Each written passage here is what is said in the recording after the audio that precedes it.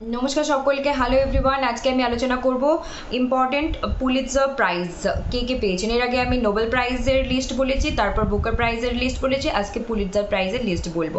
তাহলে শুরু করা যাক। ইম্পর্টেন্ট পুলিৎজার প্রাইজ কে কে কোন সালে পেয়েছেন। এখানে তো আমি মেইনলি মানে সাল আগে আগে যেগুলো আছে সেগুলো আগে বলছি, পরেরগুলো পরেই বলছি, ক্রোনোলজি মেনটেন করেই বলছি। কিন্তু এক্সামে বিভিন্ন রকমভাবে প্রশ্ন আসতেই পারে, ডিরেক্ট কোয়েশ্চেন চাইতে পারেন, আবার কখনো কখনো কি হতে পারে যে ক্রোনোলজিক্যালিও চাইতে পারে আগে পরে। তো 1921-এ এডিথ ওয়ার্টন পেয়েছেন দি এজ অফ ইনোসেন্স লেখার জন্য পুলিৎজার প্রাইজ। 1923-তে উইলার ক্যাথার পেয়েছেন ওয়ান অফ আওয়ার্স লেখার জন্য। 1926-এ সিনক্লেয়ার লুইস পেয়েছেন অ্যারোস্মিথ লেখার জন্য। 1940-তে পেয়েছেন জন স্টেইনবেক দ্য গ্রেভস অফ রেড লেখার জন্য। 1943-তে আপটন সিনক্লেয়ার পেয়েছেন ড্রাগনস টিথ লেখার জন্য। 1947-এ রবার্ট পেন ওয়ারেন পেয়েছেন অল দ্য কিংস মেন লেখার জন্য। 1953-তে আর্নেস্ট হেমিংওয়ে পেয়েছেন the old man and the sea লেখার জন্য। 1961-এ হার্পার লি পেয়েছেন to kill a mocking bird লেখার জন্য। 1963-তে উইলিয়াম ফকনার পেয়েছেন দ্য রিভার্স লেখার জন্য। REIVERS বানানটা ডিফারেন্স আছে, এমনি যে রিভার আমরা বলি সেটার থেকে। তারপর 1976-এ পেয়েছেন সল বেলো হামবোল্টস গিফট লেখার জন্য। 1980-তে পেয়েছেন নরম্যান মেইলার দি এক্সিকিউশনার্স সং লেখার জন্য।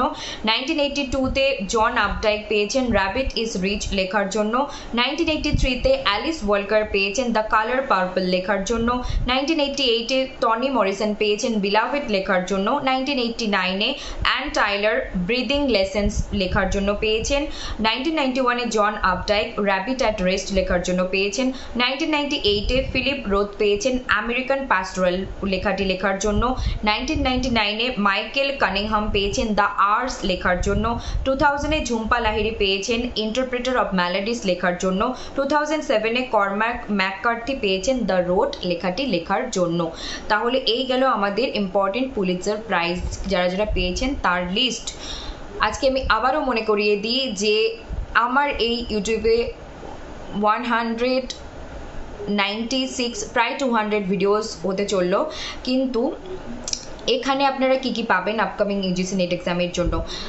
পেডাগজি বলে যে একটা ইউনিট আছে, ল্যাঙ্গুয়েজ লিঙ্গুইস্টিক্স পেডাগজি কভার করা আছে। এখানে যে টপিকগুলো সেগুলো পড়লে মোটামুটি যে প্রশ্ন আছে আনসার করতে সক্ষম হয়ে যাবেন।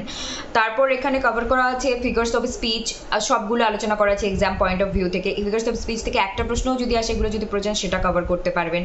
তারপর হচ্ছে এখানে লিটারেরি থিওরি ক্রিটিসিজমের খুব ইম্পর্টেন্ট বিষয়গুলো আলোচনা হচ্ছে, সেখান থেকেও কিছুটা হলেও হেল্প হবে। আমি পুরোপুরি বলতে পারবো না কারণ পুরোপুরি এখানে কভার করা নেই যেটা, তো সেখানে আংশিক হলেও হেল্প হবে, কিন্তু এক্সাম পয়েন্ট অফ ভিউ থেকে এবং খুবই ইম্পর্টেন্ট বিষয়গুলো তুলে ধরেছি। এবং তারপর এখানে আলোচনা করা হচ্ছে আরও আলোচনা করা হচ্ছে এই যে নোবেল প্রাইজ কে পেয়েছেন, বুকার প্রাইজ, পুলিৎজার প্রাইজ, এখান থেকেও এক একটা ডিরেক্ট প্রশ্ন আসতেও পারে, সেখান থেকেও হেল্প হয়ে যাবে। এবং নেক্সট আমি আলোচনা করব ইম্পর্টেন্ট ম্যাগাজিন নিয়ে, কোনটা ম্যাগাজিন আগে এসেছে, কোনটা পরে এসেছে, কোনটা ম্যাগাজিনের কে যুক্ত আছেন সেই ম্যাগাজিনের সঙ্গে, সপ্তাহে কতদিন আসতো না।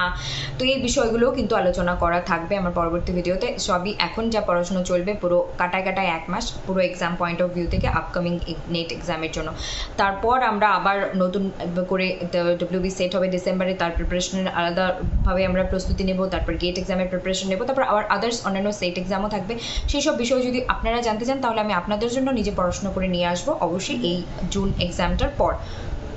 তাহলে যদি ভিডিওগুলো মিস করে যান বা না দেখে থাকেন তাহলে যান এখনই দেখুন, সেখান থেকেও কিন্তু অনেকগুলো বিষয়বস্তু আপনাদের জানা হবে, ক্লিয়ার হবে কনসেপ্ট, এবং অনেকটা হেল্প হবে যারা নতুন তাদের জন্য, এবং যারা এক্সপিরিয়েন্সড বা যারা 1 বছর 2 বছর 3 বছর 4 বছর ধরে এক্সামটা দিয়েছেন, জানেন, হয়তো তারা কেউ নেট পেয়ে গেছেন জিআরএফের জন্য দিচ্ছেন, আবার কেউ নেট হয়তো কোনো কারণে হয়নি তার জন্য প্রিপারেশন দিচ্ছেন। আর তারপর হচ্ছে কেউ হয়তো একদম নতুন সদ্য, তাদের জন্য বারবার করে ভিডিওটা পজ করবেন, শুনবেন, প্লে বাটনটাকে এগিয়ে পিছিয়ে নিয়ে যাবেন, দেখবেন, স্কিপ করবেন না, মানে থামিয়ে শুনবেন। আশা করবো যে আরেকটা পেন অ্যান্ড পেপার রাখবেন, খাতা কলম, যে কোন কনসেপ্ট কী সাথে সাথে লিখলে মোটামুটি এই কয়েকদিনে একটা বেসিক আইডিয়া তৈরি হবে যারা একদম নতুন সদ্য, আর যাদের এক্সপিরিয়েন্স আছে তারা তো অবশ্যই জিনিসগুলোকে বিষয়গুলোকে রিলেট করতে পারবে, কানেক্ট করতে পারবে, আর অবশ্যই সেটা সুবিধা হবে। এবং এটা শুধু আমি আপকামিং নিট এক্সামের জন্য বলছি না, এই বিষয়গুলোই কিন্তু পরবর্তীতে আমি আরও ফোকাস দিয়ে জোর দিয়ে মানে এখনও বলছি, পরবর্তীতে আরও হয় সেটের জন্যও বলবো, এবং পরবর্তী গেট আছে, আরও অন্যান্য এক্সাম আছে, সেগুলোর জন্য যখন আমি বলতে শুরু করবো এই একই বিষয়গুলো থাকবে। অবশ্যই আরও অনেক কিছু ইনক্লুড হবে, কারণ এর ভাস্ট সিলেবাস, এর অনেক কিছু বিষয় আমাদের আছে কভার করার, তো সেটার জন্য সময় চাই, সেটাকে তৈরি করতে হবে, বুঝে পড়ে নিয়ে আসে, নোট করে নিয়ে এসে বলতে হবে তারপর। তো ঠিক আছে, ভালো থাকবেন, সুস্থ থাকবেন, আর দেখতে থাকবেন SB literature. SB literature mean space of English literature. এখানে যাই আলোচনা হয়, আর যেটাই আলোচনা করা হয় না কেন, সবসময় আমার উদ্দেশ্য থাকে সবসময় যে বেসকে ক্লিয়ার করা। আর অবশ্যই আমি আমার একটা বিশেষত্ব আমি রাখি সবসময়, সেটা হলো রিয়েল লাইফ এক্সাম্পল দিয়ে পড়াই বা বলি এখানে, যাতে আমরা কানেক্ট করতে পারি, রিলেট করতে পারি। আর অবশ্যই সেটা কখনোই যেন ভুল ইন্টারপ্রিটেশন না হয়, বা আমি যেন যেটাকে এক্সাম্পল হিসেবে টানছি সেটা যেন এক্সাম্পলই থাকে, আর যেটা অ্যাকচুয়ালি কানেক্টেড আছে সেটা যেন অ্যাকচুয়ালি কানেক্টেড হিসেবেই বুঝতে পারি।